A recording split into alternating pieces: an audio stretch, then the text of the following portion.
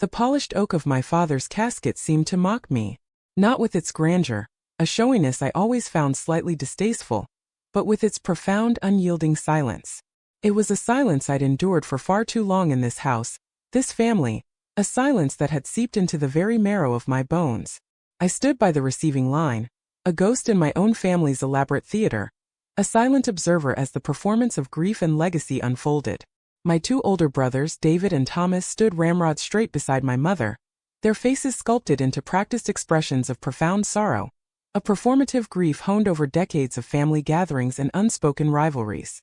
They offered the perfunctory condolences, their hands clasping those of the mourners with a practiced sincerity, their eyes dry, their words hollow echoes of expected sentiment.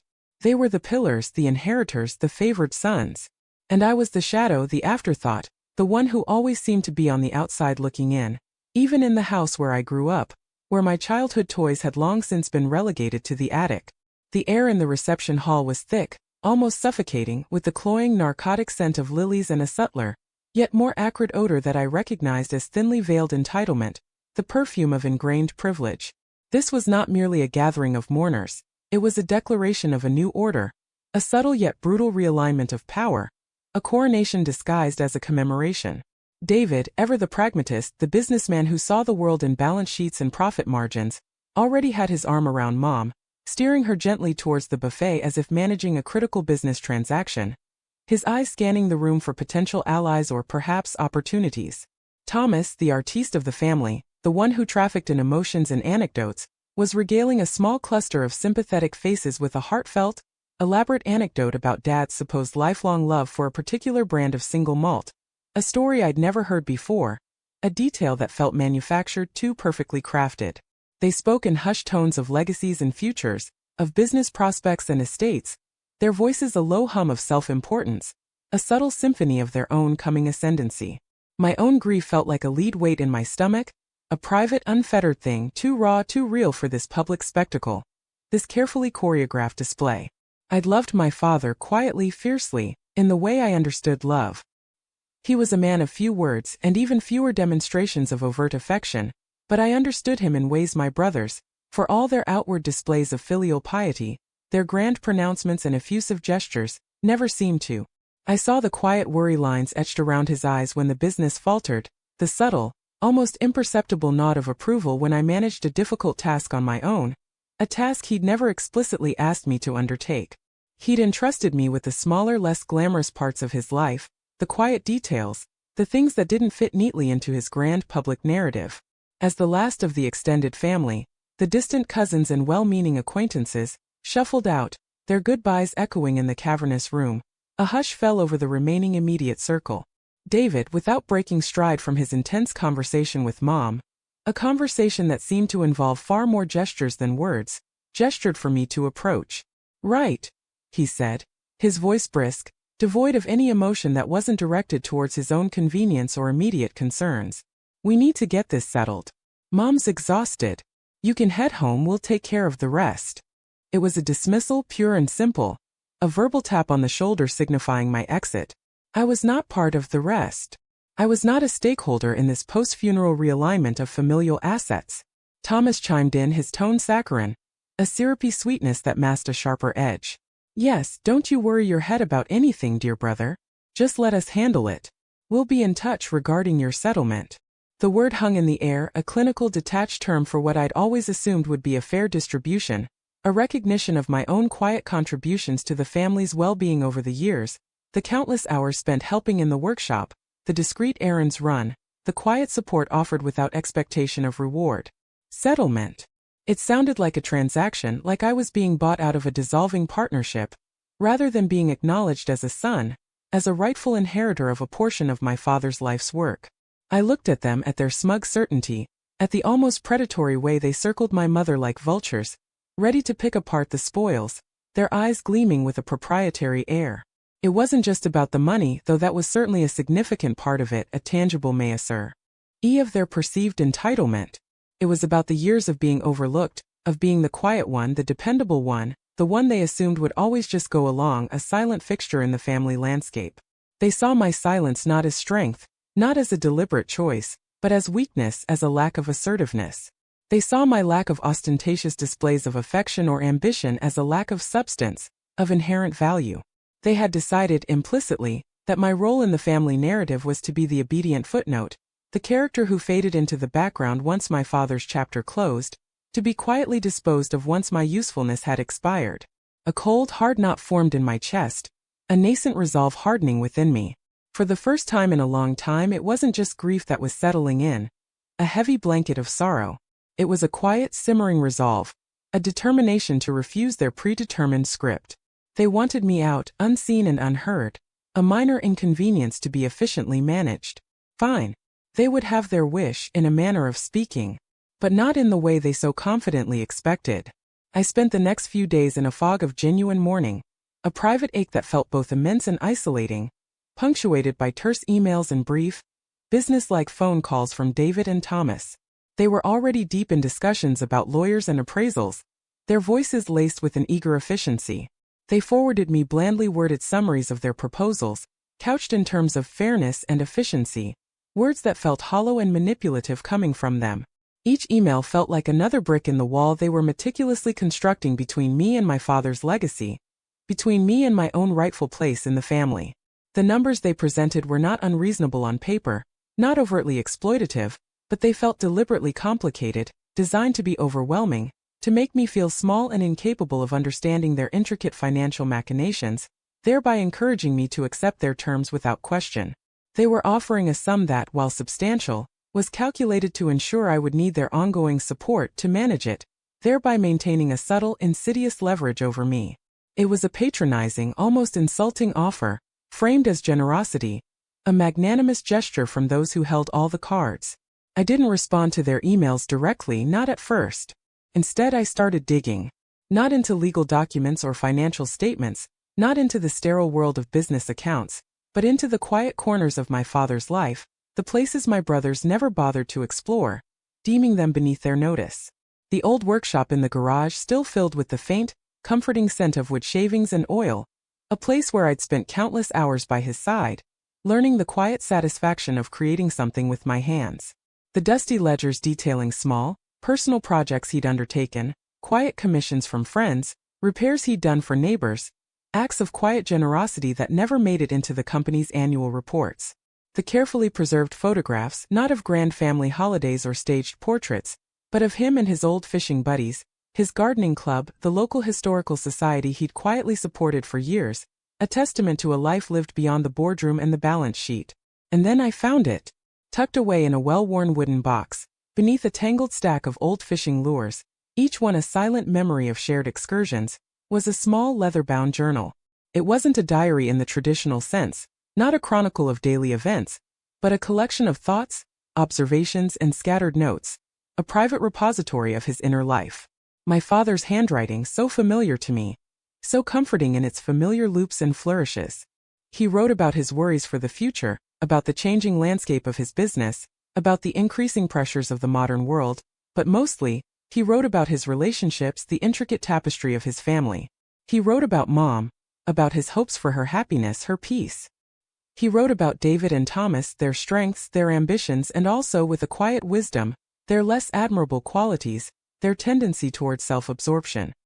He expressed pride in their achievements but also a certain apprehension about their relentless ambition, their tendency to view the world, and indeed their own family, through a transactional lens. And then I found the entries about me. They were few, sparse even, but they were potent, each word imbued with a quiet significance. He wrote about my quiet nature, not as a failing, but as a sign of inner depth, of a contemplative spirit. He wrote about my integrity, my unwavering willingness to help without fanfare, my ability to see things clearly, to cut through the noise and arrive at the essential truth. He comfy said a worry that I might be overlooked, that my quiet contributions might be undervalued by those who prized loudness over substance. He wrote about a specific intention, a clear desire to ensure I was never beholden to anyone, that I had the freedom to pursue my own quiet path, my own individual journey, without the constraints of familial expectation or financial dependence. He detailed a separate, smaller fund, one he had personally set aside over many years, not through the main business accounts, but through personal investments made with a foresight that now seemed almost prophetic, intended to be a separate, untied legacy for me, to be managed independently and without complication. He'd had his lawyer draft separate, discreet instructions for this fund, a testament to his careful planning, ensuring it bypassed the main estate and its executors, my brothers.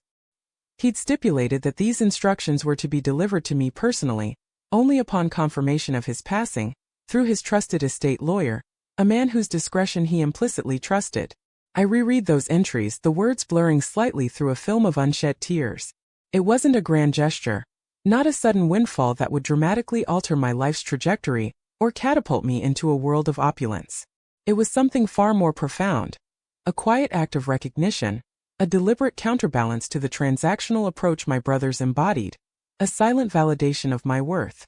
It was his way of ensuring my independence, of protecting me from the very dynamics they were now attempting to impose, a shield against their perceived proprietary claims. The instructions were clear, concise, and irrefutable. I contacted his estate lawyer, a stoic man named Mr. Sterling, whose calm demeanor and quiet competence I'd always respected. He had been a friend of my father's for decades, a silent witness to many of the family's unspoken narratives.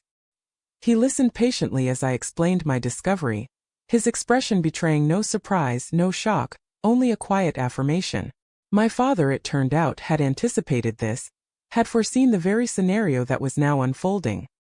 He had confided in Mr. Sterling, expressing his concerns about his other son's potential treatment of me, his fear that I might be marginalized or unfairly dealt with. The fund was small, modest even, compared to the vastness of the main estate, but it was entirely mine, an independent entity, a testament to my father's quiet foresight.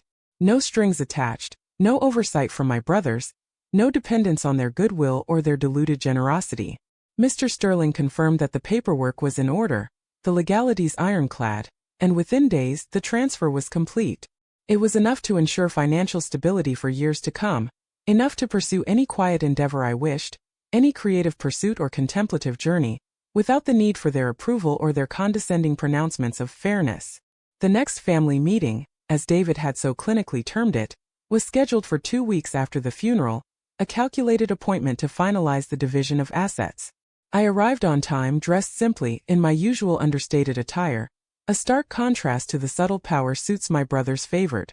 David and Thomas were already there, Mom seated between them on the antique sofa, looking frail and perhaps a little overwhelmed.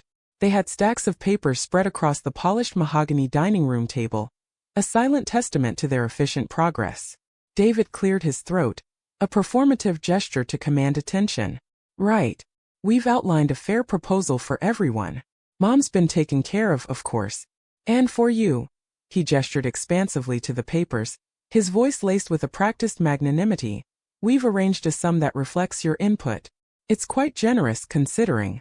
I looked at the papers, at the neatly typed figures in legal jargon, then at their expectant faces, their eyes glinting with a shared anticipation. The smug certainty, the unwavering belief in their own judgment, was palpable, almost suffocating. They had already decided I would be grateful, would be impressed by their generosity, would readily sign away my rightful inheritance for the paltry sum they offered. Thank you, David, I said, my voice calm and even, a deliberate counterpoint to their assumed victory. But I won't be needing the settlement you've proposed. Their faces flickered, a momentary disruption in their carefully constructed composure. Thomas leaned forward, a hint of impatience, of irritation creeping into his eyes. What do you mean you won't be needing it? It's your inheritance, your rightful share. My father, I continued, my gaze steady, meeting each of their eyes in turn, a silent acknowledgement of our shared history and their profound miscalculation, made different arrangements for me. He entrusted me with a separate fund, man. Aged independently, ensuring my financial autonomy. The paperwork is all in order. Mr. Sterling can attest to it.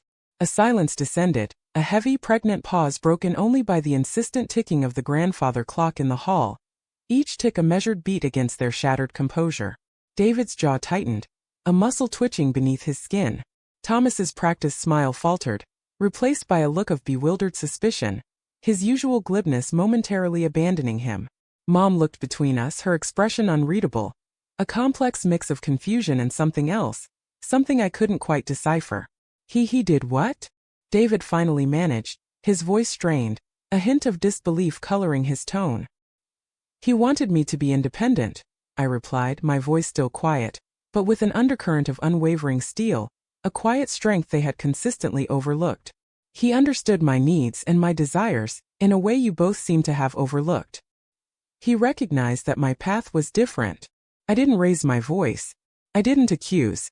I simply stated a fact my father had meticulously planned and executed, a quiet act of rebellion against their predetermined order. Thomas recovered first, a thin, sharp smile returning a defensive reflex. Ah, so Dad's little secret nest egg. Charming. Still, a small comfort, I suppose, compared to what we're providing, a substantial sum that will secure your future. He tried to dismiss it, to reassert their perceived dominance, to reframe my father's deliberate act as a mere trifle. It's not a comfort, Thomas, I said, my voice still quiet, but with an undeniable undercurrent of steel that seemed to pierce his carefully constructed facade. It's a foundation, and it means I'm no longer beholden to your proposals or your definitions of fairness. My father provided for my independence, not my dependence. I reached into my inner pocket and retrieved a single sheet of paper. It wasn't a financial document, not a legal contract, but a photograph. It was an old, slightly faded picture of my father and me, taken years ago at a small fishing trip we'd taken. Just the two of us, a rare moment of solitude and connection. We were both smiling, genuinely smiling, in the soft afternoon light, a shared understanding passing between us. It was a moment of quiet communion, a moment they had never witnessed, and likely never would, a testament to a bond they had failed to comprehend. The air in the room had irrevocably shifted. The smugness had evaporated, replaced by a dawning, uncomfortable realization of their profound miscalculation. They had underestimated me, as they always had, mistaking my quietude for timidity, my silence for compliance, my lack of outward ambition for a lack of inner substance. My father's quiet act of foresight, his deliberate act of safeguarding my autonomy, had neutralized their grander, more controlling plans. They were left with their impressive documents, their carefully worded generosity, and the undeniable fact that their control over my inheritance, had been irrevocably severed. David's face was a mask of controlled frustration, his carefully constructed composure beginning to crack. Thomas, for once, looked genuinely taken aback, his usual glibness failing him, his sharp wit dulled by surprise. Mom simply watched, her eyes flicking between the photograph of my father and me and her two sons, a flicker of something akin to quiet pride, perhaps even understanding, in her expression as she looked at me. I stood up, the motion deliberate, a signal of my departure, of my newfound freedom. I've made my decision. I'll be leaving now. Thank you for the discussion. I didn't wait for a response, didn't offer them the opportunity to salvage their pride, or to launch into further protests. I walked out of the house, leaving them to their papers and their redirected calculations, their revised strategies for control. The sun was setting, casting long, comforting shadows that no longer felt oppressive, but merely a natural part of the day, a gentle transition. My father's quiet legacy had given me not just financial security, but a profound sense of peace, a freedom from the stifling expectations that had always defined my place within this family. They had signed my father's will, but they had tried to force me to sign away my own dignity, my own independence. Instead, I simply walked away, leaving them to rot in their own self-importance, their carefully constructed edifice of control crumbling around them.